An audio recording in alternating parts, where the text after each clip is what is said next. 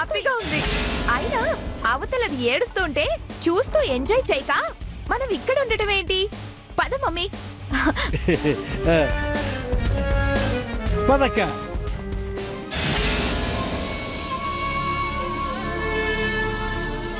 ధరణి, ఇదిగో ఈ వాటర్ తాగు.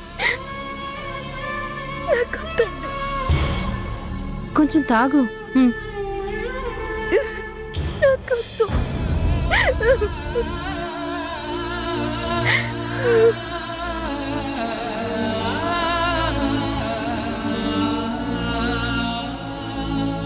ధరణి, ఊరుకో, నువ్వేం కంగారు పడకు. నీకేం కాదు, అంతా మంచి జరుగుతుంది. న్యాయం నీ వైపే ఉంది, దేవుడు మన వైపే ఉన్నాడు.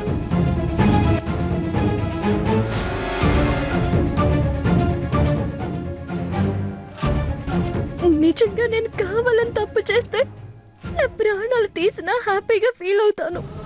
కానీ ఎవరి దుర్మార్గానికో నా మంచితనం చచ్చిపోవడం నేను తట్టుకోలేకపోతున్నాను. ధరణి, ఊరుకోమ్మా.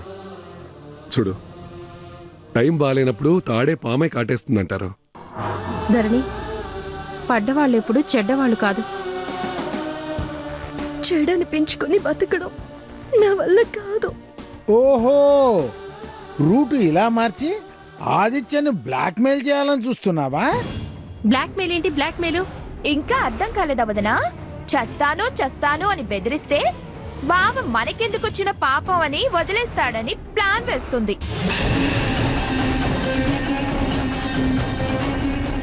అర్థం కాకేం కాదే.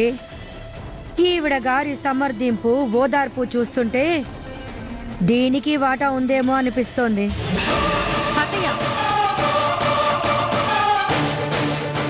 వాటాలు కమిషన్లు మీకు అలవాటు.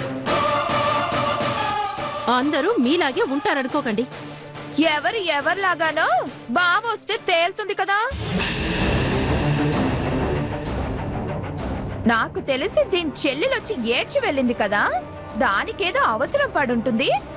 ఈవిడ గారికి పెత్తనం ఉంది కదా అని దానం చేసుంటుంది. కరెక్టే చంద్రలేఖ, నాకు అలాగే అనిపిస్తోంది. అనిపించడం ఏంట్రా పిచ్చి ముద్దు, అదే నిజం. లెక్క పత్రం లేని ఖర్చు కదా అని చేతివాటం చూపించుంటుంది.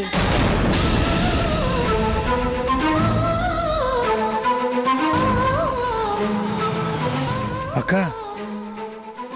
ఆదిత్య వచ్చినట్టున్నాడు. సైలెన్స్. కార్ ఒక్కటే వచ్చినట్టుంది. పోలీస్ జీప్ ఇంకా రానట్టుంది.